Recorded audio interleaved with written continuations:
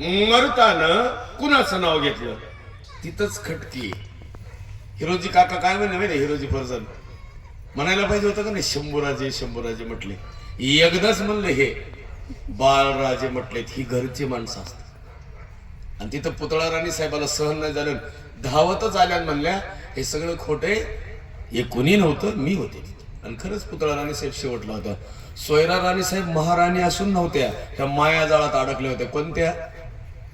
स्वराज्य निर्माण केलं छत्रपतींना आणि ह्यांना दक्षिण शंभूराजाला द्यायची आणि स्वराज्य राजाराम राजाला द्यायची, ह्यांच्या मनातली वाटणी. म्हणून नवरा मरताना बाई समोर नाही गेली, ही अहंकार आहे. बाप मरताना माणसं समोर जात नाहीत, ही अहंकार आहे. भाऊ मरताना समोर जात नाहीत, ही अहंकार आहे. पती मरून जातो पण बोलत नाही, ती कैकई आहे.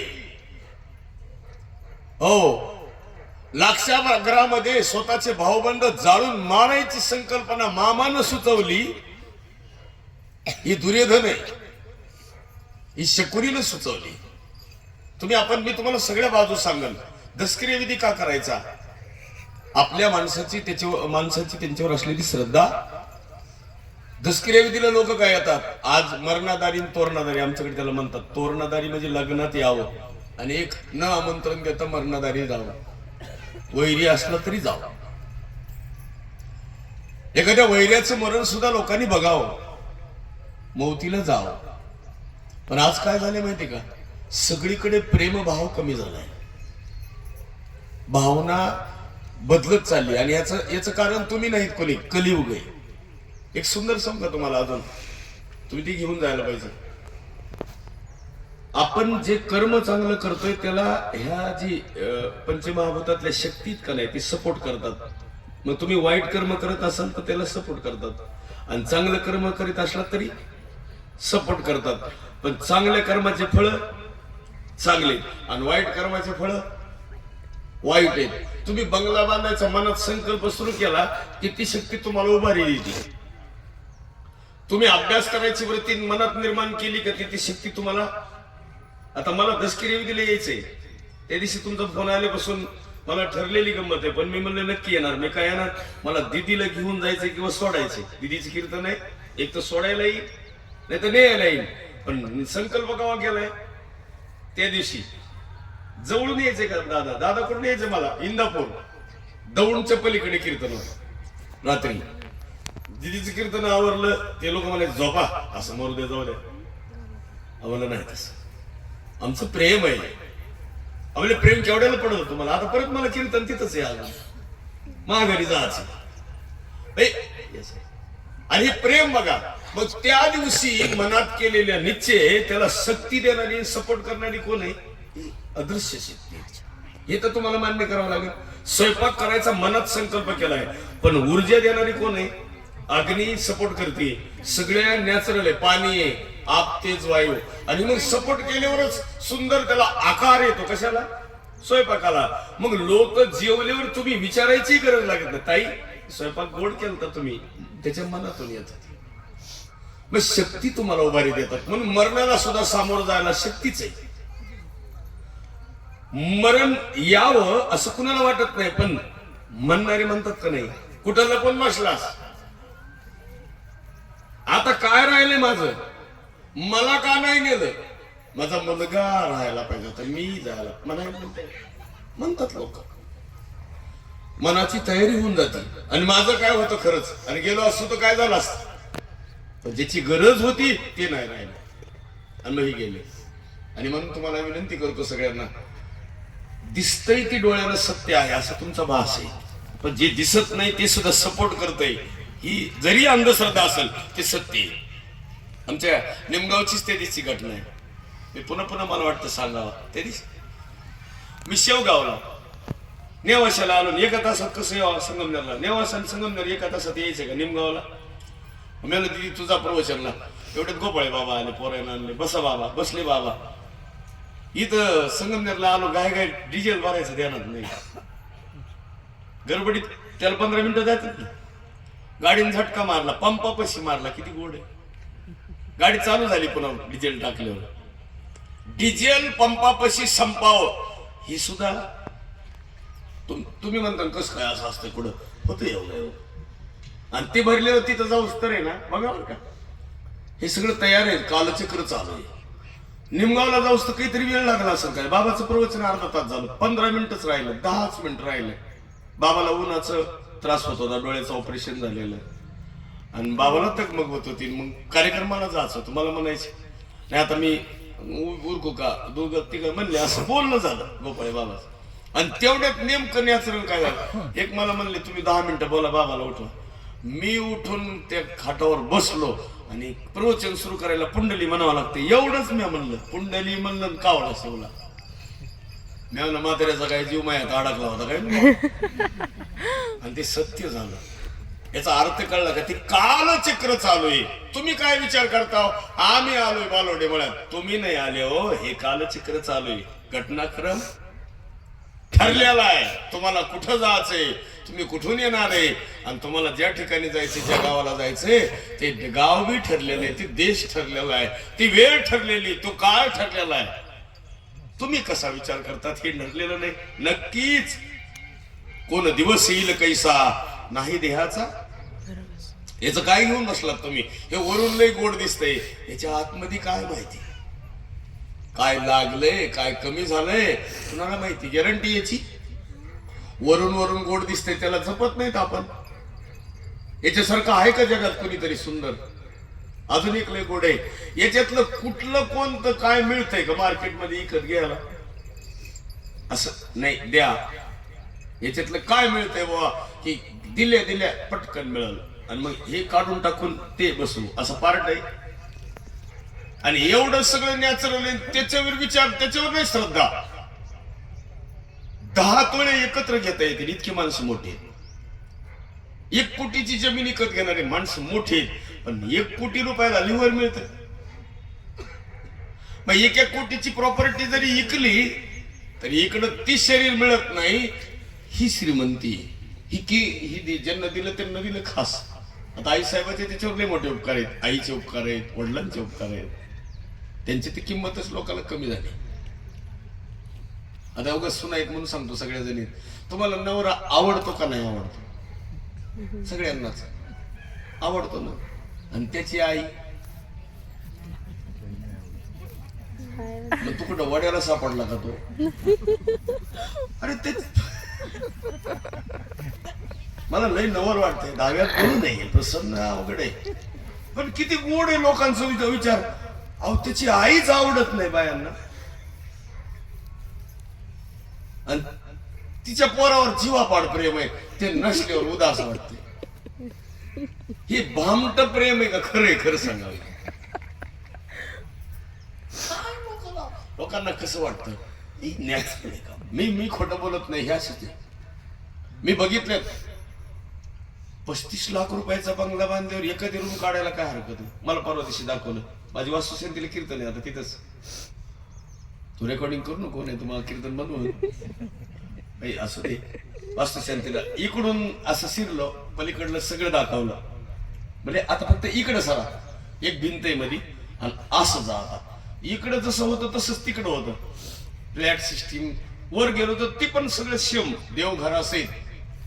मी काही नाही बोललो नाही निरीक्षण बघावं लागतं. सगळे नातू परिवार फोटो काढताना अर्धा तास लागला सगळ्यांना. वास्तुशांतीच्या आधी सगळं 1.5 कोटीचा बंगला बांधलाय कशावर माहिती फक्त एक बैल होता दुसरा घेतला बैलाच्या कमाईवर आवतावर 1.5 कोटीचा बंगला. 55 लाखाला काहीतरी जागा ऐकली ती जमीन पंपावाल्याला पुन्हा ते बाकीचे पैसे ती केलं.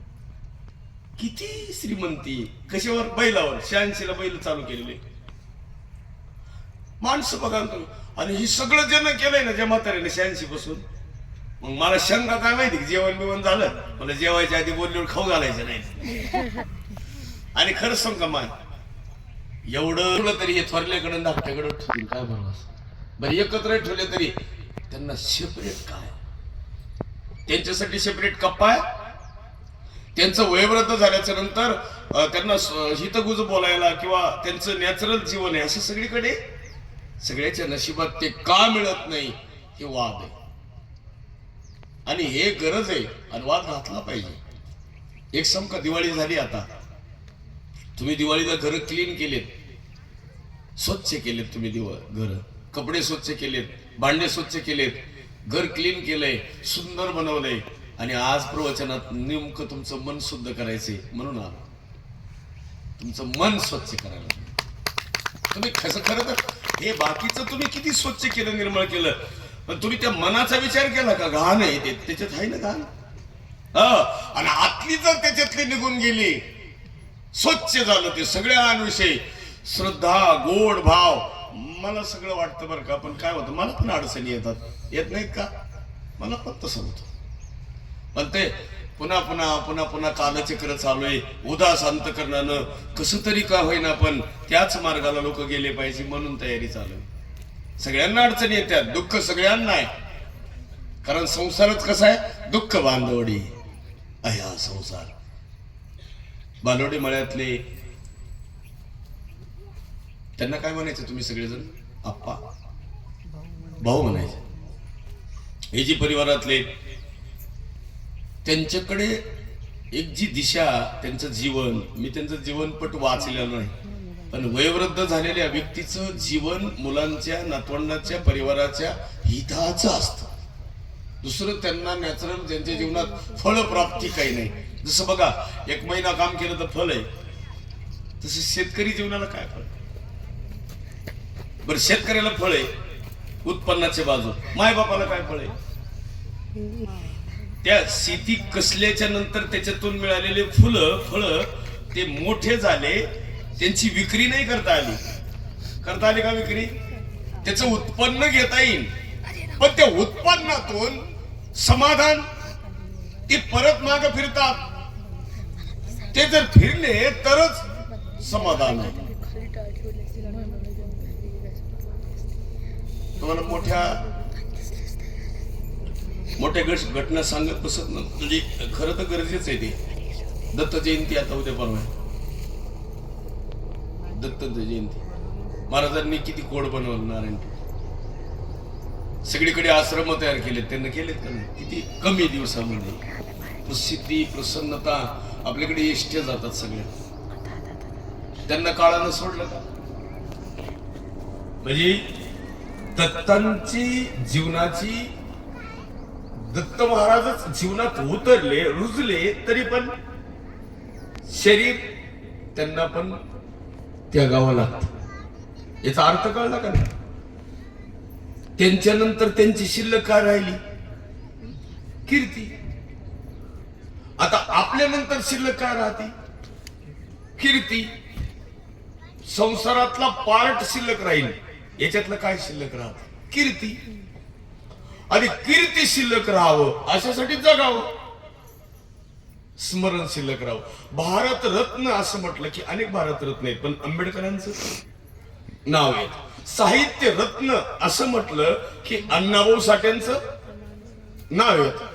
हो, नुसतं शांतीब्रह्म म्हटलं एकनाथ महाराजांचं नाव येत. ज्ञानाचा सागर म्हटलं माऊलींचं नाव येत. ती विभूती आहे. तुमचं का नाव निघत नाही?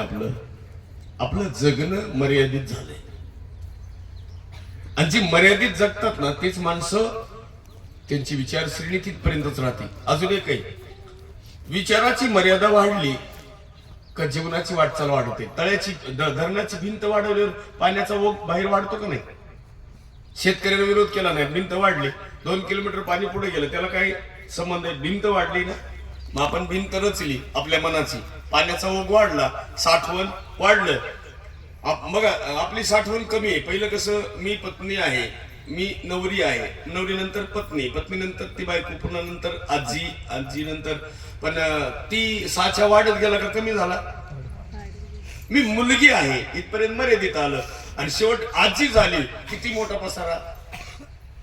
मग त्या सगळ्या कप्प्यामध्ये सगळे बसले, त्याच्या सुरुवातीला कप्पा तेवढा मोठा होता का? तसं दुःखाचं, माझ्याकडे काल नव्हतं, आज कशाला येऊ द्यायचं? काल माझ्याकडे नव्हतं, आज कशाला येऊ द्यायचं? ही पद्धत जोपर्यंत तुम्ही करत नाहीत, सुखी नाही. आता बालवडी मळा असेल, ही परिसर स्वच्छ झाला, सुंदर, श्रीमंती विचाराची, धनाची, बस सगळ्याला रस्ते, प्रसन्नता आहे. पण एक सांगू का, इतकी मका काढली, इतकी मकाला बाजार भरपूर आहे. समजा ते गायांमुळे आहे. आमच्याकडे ती बांधावर टाकावं लागतं. मी यावर्षी केली, बांधावर टाकावं लागणार. आणायची इतक्या लांब कशा मकाला. तुमच्याकडे बाजार आहे फ्लावरला, कधी मिळतो कधी मिळत नाही. कोथिंबीर कधी ₹1,00,000 कधी रुटर.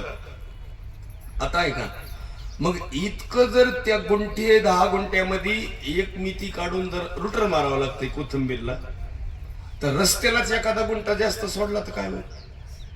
पैसे तर मिळतच नाहीत ना असे. उद्या आपली गाडी पलटी होणार नाही. काय अटॅक आला तर टन मारता येईल लेकराला पटकन घेऊन जायला, नाही तर आपला टन गाडी उत्पन्न तर निघतच नाही ना. डाळिंब सोडून बाजारला जास्त बाजार नाही. डाळिंबाला कधी कधी झटका बसतो.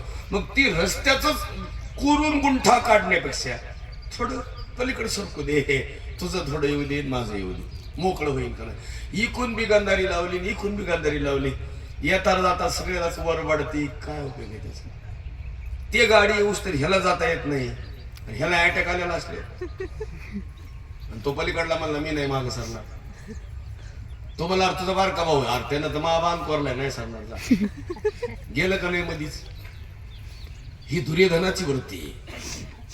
दुर्योधनानं काय केलं तुम्हाला माहिती काही? हस्तिनापुर ही सगळं पांडवांचं कौरवांचं होतं मिळून. हे पांडवांचे वडील एक साधे मुळ होतं बिचार, गौर वर्णाचे म्हणजे पांढऱ्या वर्णाचं होतं ते. आणि ते पत्नी 2 होते त्यांना, एक नाही, माद्री आणि कुंती.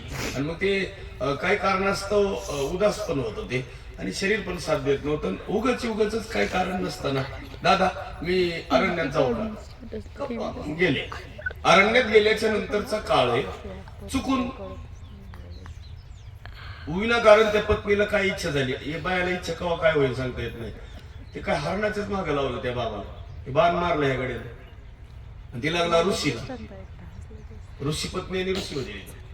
ऋषीनं श्राप दिला, तुझ्या पत्नीला जर स्पर्श केलास ना मारणार लागला. माघारी आनंद म्हणले दादा आता माझं काही खरं नाही, भविष्य माझं अवघड, मी अरण्यात चाललो, हे मुकुट तुझ्या डोक्यावर धर आंधळ्याचं. निघून गेलं. आंधळ काही म्हणलं नाही, भाऊ दुःख पण नाही वाटलं, बरं झालं. मनात एक भाव. आणि अरण्यात गेलं महाराज, पत्नीला स्पर्श झाला, मरून गेलं जागेवर. थोरली या नाथ्यानं त्या कुंतीनं मारायला पाहिजे, सती जायला पाहिजे, माद्रीनं थांबलं पाहिजे. पण लहान पत्नी काय म्हणली माहिती? माझी एवढी वृत्ती निर्मळ नाही, अशा महिला असावा खरं बोलणाऱ्या. माझे आणि तुमचे मिळून तुम्ही सांभाळता, पण मला तुमचे सांभाळणं होणार अशा पण सवती असतील. मी माझे सांभाळीन पण तुमचे, पण मला नक्की माहिती तुम्ही माझेही सांभाळाल आणि तुमचे सांभाळणार. मी चालले सती, ती गेली सती, माझ्यामुळे नवरा मेला, महागारी आली. ते हस्तिनापुरातलं काही गुंठा सुद्धा त्या पोरायला दिला नाही, पण त्यांना एक दिलं होतं, युवराज पद दिलं. आणि दिलेवर पुन्हा त्या लाक्षा घरात जाळायला निघाले. ते उगं युदूर काका होतं म्हणून वाचलं. ते खालून भुयार केलं, निघून गेले. मला सांगायचं कळलं काय? इथून पुढं भारताच्या नकाशामधला इतिहास विचार करून घेतला तर हस्तिनापूर त्यांना नाही दिलं, त्यांना नाही मागितलं. ते म्हणले मग कोणतं देतात? कृष्ण म्हणले. ते म्हणले खांडवन आहे, जंगल येड्या बाबलीचं. ते दिलं, पूर्व त्यांचंच होतं. ते निर्माण केलं त्यांना, चांगलं बनवलं. बनवल्यावर पुन्हा काय करायचं?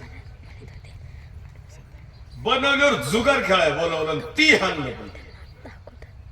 ही पद्धत चुकीची. नसेल तर पुरावा असेल, असं घडतं कधी कधी. माणसं बघा तुम्ही, बंगला मला राहू द्या म्हणते तरी काही जागा तुला. ते कष्टानं मोठं होतं, 10-12 वर्ष काय करीत नाही, ते आपलं पत्र्यात राहत. ह्याच्यापेक्षा टोले जंग बांधतात, हे असं पाहतं त्याच्याकडे. हे म्हणता येते एकत्रच माल लावला होता. ती प्रयत्नवादी माणूस पाहिजे. शेजारी बंगला दुसरा होतो बरं का. हो, पांडवाचं कर्तव्य तुम्हाला सपोर्ट करतं ते. आता हे लोक जुने मंदिर बांधलेले म्हणतात, कुणाचे बांधलेले? पांडवकालीन म्हणतात लोक. बांधले काही नाही बांधले माहित नाही, पण ठप्पा लागलाय का नाही? कुणी बांधले? पांडव. दगडाचं मंदिर बघितलं का? पांडवकालीनच म्हणतात लोक, कारण ते विचार त्यांचा होता. म्हणून ह्या मळ्यामधले शिक्षणाची व्यवस्था, माणसाचं जीवन, नातेसंबंधाचं जीवन, माझं म्हणण्याचा माझा असा आक्षेप नाही बरं का, पण साधं जीवन किती बी श्रीमंत विचाराचे झाले तरी बरं का, किती मोठे माणसं झाले, लखपती बी झाले, तर मरण सारखं आहे ना, विधी सारखं आहे. आणि जर सारखंच आहे. एक माणूस म्हणला मला गावात जाळं जाऊ नका, म्हणला उगाच बोबाटा करायचं, मला नका गावात जाळं जाऊ. ते म्हणायचे का मी लय लोकांचे लग्न मोडले तरी भांडणं लावलेले, मला जर गावात जाळलं अख्खं लोकांचे मी भूताभूताचे भांडणं लावेन असं बोलायचं. ते गावात चर्चा करायचं मोकळीच, माणसं वाट्यावर. लोक बी म्हणायचे बरोबर याचं काय बरोबर आहे ना, मा बांध कोरलेला आहे, मा भावा वेगळं टाकलाय. आणि एक दिवशी महाराज ते मेलं, लोकांनी ट्रॅक्टर विकडे सजवलं, मग न्यावा का नाही स्मशानात. एक म्हणलं तुम्हाला अक्कल आहे का, ते म्हणला होता इथं नका नेऊ भांडणं लावून भूताची. गाव थोडं आज्ञानी होतं, म्हणले काय करावं, म्हणजे 12 गावच्या शिवावर न्या. ही म्हणताना लय हुशार होते, बऱ्याच जणांना सांगितलं होतं तुझं असं केलंय म्या, पण मेल्यावर मला 5 बुटा आणायचे. तेव्हा मेल्यावर लोक बिचारी आत नेम हे 12 गावच्या शिवावर नेलं, विधी विधी करायला लाकडं बिकडं लावले, सगळे पाहुणे आलेले ना, ते समन गाव आलेलं, घरचे लोक प्रत्येक जण म्हणायचं आता मला लय त्रास दिलेला आहे, घरच्याला बेकार वाटते पण 1-2 बुटा हाणू द्या मला. आता ती शहाणे माणसं थोडीच होते, एक बुटा हाणायला काय 5-5 बुटा हाणायचे प्रत्येक जण. आता मेल्यावर हाणण्यात काय मजा, पण ही सांगणारा बी हुशार होता, मेल्यावर लागत बी नाही ना, हा ना काय हाणायचे. नेमकी पोलीसची संगमनेरची गाडी साकूरला गेली, तिने येता येता वाटाला थांबली तिथं. म्हणजे गर्दी कशाची बघून ये रे पोलिसात. ती गाय गेलं, त्यानं बघितलं, ते आलं गाय म्हणलं महाराज आपलं साहेब एक तर मारलाय म्हणले, आणि इथं मेल्यावर बी आता जाळ आलाय तर 5-5 बुटा हाणायला. साहेबाने नगरची गाडी बोलवली, सगळं गाव घेऊन गेलं. मग असे काही माणसं असतात, मेलं तरी गाव सुद्धा नेतात. ही वृत्ती, ही शकुनीची वृत्ती, ती सर्वसामान्य लोकांची नाही. शकुनीनं कधीच चांगलं पाहिलं नाही कोणाचं. अजून एक सांगतो महिला मंडळी, तुम्हाला भाऊ सुद्धा शकुनी नसावा, हा 1,500 देणारे असावा. झाला घोटाळा. काय करा, अहो ते तसं कुठं चालतं का?